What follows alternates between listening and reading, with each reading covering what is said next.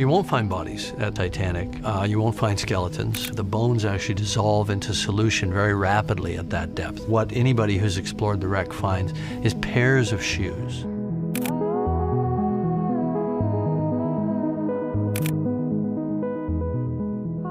One of the few tragedies that everyone everywhere is aware of is the sinking of the Titanic. Though the RMS Titanic went down on April 14th of 1912, the wreckage of the doomed ship was not discovered until 1985 off the coast of Newfoundland. While much of the ship had naturally perished after sitting for decades at sea, divers were still able to rescue and preserve a number of amazing and even terrifying items. Join us as we have a look at 15 terrifying things recovered from the Titanic. Number 1. Human remains, including bones and teeth.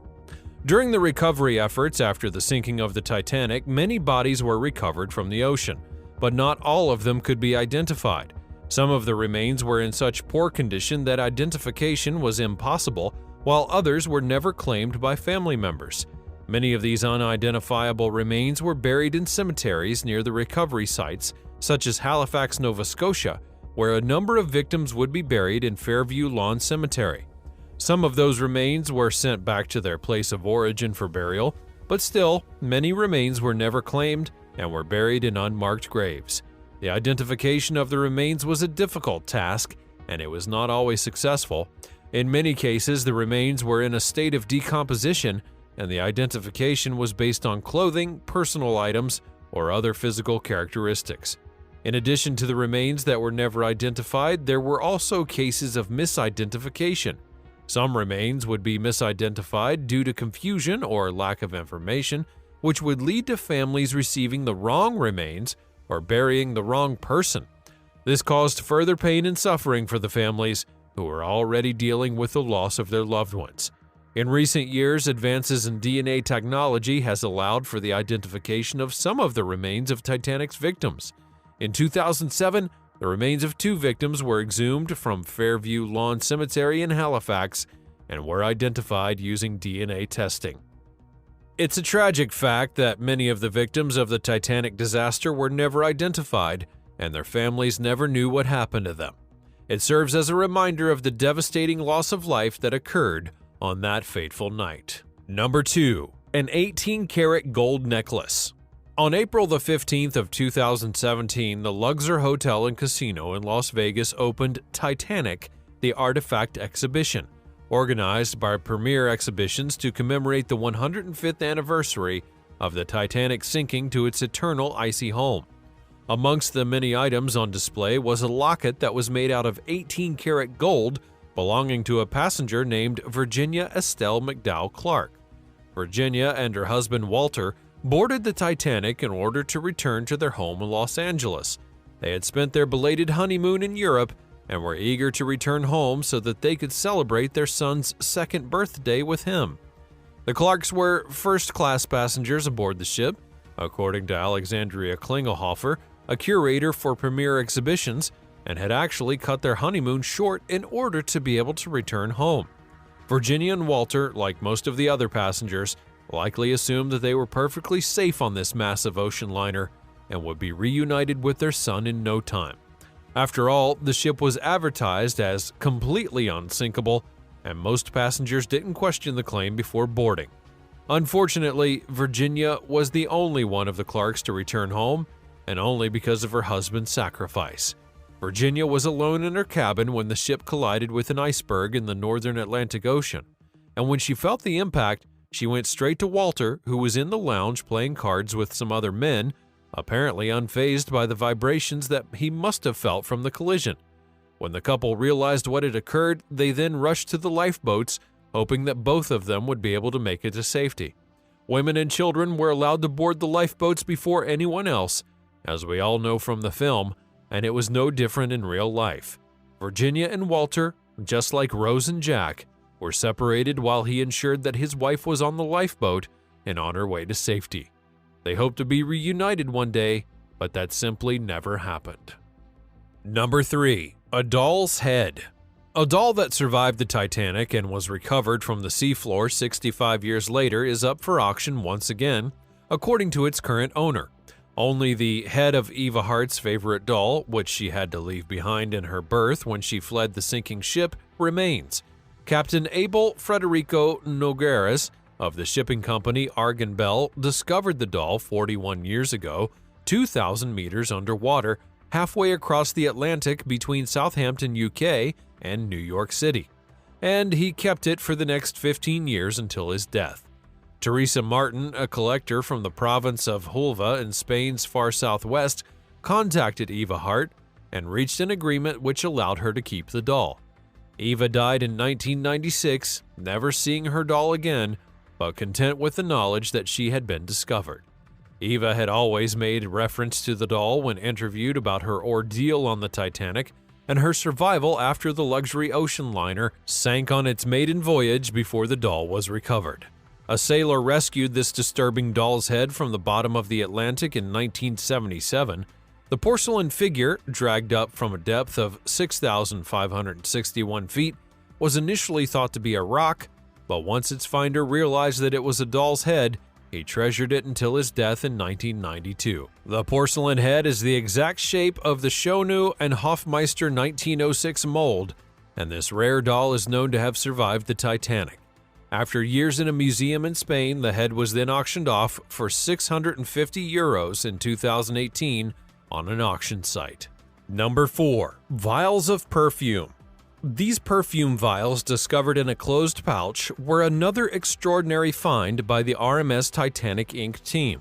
Dick Barton, a salvage expert, explained to ABC News how they didn't know what they had found until they got to the surface. When Barton and his team opened the pouch in question, they discovered that it contained an entire lab of Edwardian perfume. The pouch contained 62 perfume vials, which researchers believe belonged to a first-class passenger, 47-year-old perfume maker Adolf Saffold. When Saffold abandoned the ship, he left the samples behind, and he was one of the fortunate few who made it to safety. Legacy 1912, a fragrance by Eau de Parfum that is said to smell like delicate lemon and neuralis, alongside blushing rose and warm sheer amber, would be created as a result of this discovery. Number 5. A set of keys to a cabin that was never found. In another shocking revelation, a set of keys to a cabin that was never found were also recovered from the Titanic. This is surprising because it raises questions about the fate of the passengers who occupied that cabin and what actually happened to them. The keys would suggest that the cabin was occupied at the time of the sinking, and the fact that it was never found implies that the cabin and its occupants were lost in the disaster. It is possible that the keys were recovered from the wreckage or from belongings of a survivor or victim, but it's not confirmed that such keys were ever found. It could also be that the cabin was not occupied at the time of the sinking, but the keys were still recovered and the cabin never found. It's worth mentioning that many cabins and the areas of the ship were never found, and it's likely that those areas were completely destroyed during the sinking or simply lost to the ocean. The discovery of keys to a cabin that was never found would raise many questions and could potentially provide new information about the disaster. Number 6. A pair of gold cufflinks with the initials JH. These were considered significant discoveries because they provided a personal and tangible connection to the passengers or crew members on board the Titanic. The fact that the cufflinks are made of gold and have initials engraved on them would suggest that they belong to a person of wealth or importance who was on board the ship. The discovery of these cufflinks has raised many questions about their owner and their fate. For example, were they wealthy businessmen or high-ranking crew members? Did they have a family or loved ones who were also on board the ship? And what were their thoughts and feelings as the ship was sinking? To answer these questions could give us a glimpse into the personal lives of the passengers and crew members on board the Titanic and provide a much more human perspective on the entire disaster. Plus, the discovery of these cufflinks was also significant in terms of its historical context to the disaster.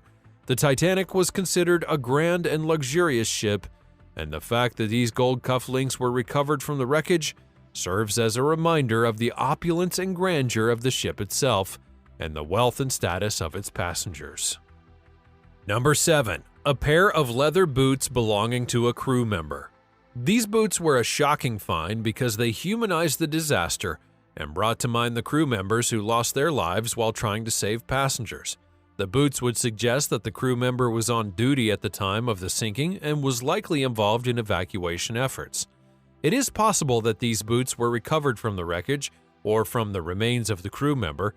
The discovery of this item served as a reminder of the sacrifices and bravery of the crew members during the disaster, and also gave a glimpse into the conditions on board the ship and the practical considerations of the crew members who were trying to save lives. Finally, the discovery of a pair of leather boots belonging to a crew member is a powerful reminder of the human cost of the disaster and provides a personal connection to the crew members who lost their lives while trying to save others who were on the Titanic. Number 8. The deck bell rung to warn passengers. The deck bell that was rung by Frederick Fleet is an important artifact from the Titanic disaster. The bell would be used on the crow's nest of the ship and would be rung to signal the presence of an obstacle ahead. In this case, the iceberg that the Titanic struck on April the 15th of 1912. The bell would be recovered from the wreckage of the Titanic in the early 1990s by RMS Titanic Inc., the company that held the rights to salvage the wreckage, and it was later donated to the Maritime Museum of the Atlantic in Halifax, Nova Scotia, Canada. The bell is considered an important historical artifact as it is one of the very few remaining pieces of equipment from the crow's nest, and it serves as a tangible reminder of the tragic events that occurred on the night of the sinking. The bell is also a reminder of the role of crew members in the disaster and the actions that were taken by the lookouts in order to warn the bridge of the obstacle ahead. Number 9. A handwritten account of the lifeboat recovery. An unidentified oceanic passenger's handwritten account of the lifeboat recovery describes the gruesome discovery of 3 corpses. According to the report, one corpse was wearing a dinner jacket, and the bodies of 2 Titanic firemen were wedged underneath the lifeboat seats. One of the corpse's arms had come off into the hands of the Oceanic's boarding officer, and according to the note, a woman's ring was also discovered on the lifeboat. It's an incredibly graphic account of the recovery, auctioneer Andrew Aldridge of Henry Aldridge & Son told FoxNews.com. The Titanic was dubbed the Ship of Dreams, but this is the Ship of Nightmares. It represents the most horrific aspects of a disaster. A number of Titanic passengers made it to the collapsible A lifeboat when it washed off the ship's deck and partially submerged, but not all of them survived. When the survivors of collapsible A were picked up by another lifeboat, the bodies discovered by Oceanic were left on the lifeboat. Thompson Beatty, a Titanic first-class passenger, would be identified as the corpse in the dinner jacket. According to Encyclopedia Titanica, the wedding ring belonged to Swedish passenger Elin Gerda Lindell, who briefly reached collapsible A before drowning. Elin's ring was held by her husband, Edvard, before he died on collapsible A, and his body was never found. Number 10. The hull of the Titanic. The hull of the RMS Titanic would be recovered from the ocean floor in several pieces. The largest piece of the hull that was recovered is a section of the ship's bow, measuring around 25 feet in length and weighing about 15 tons.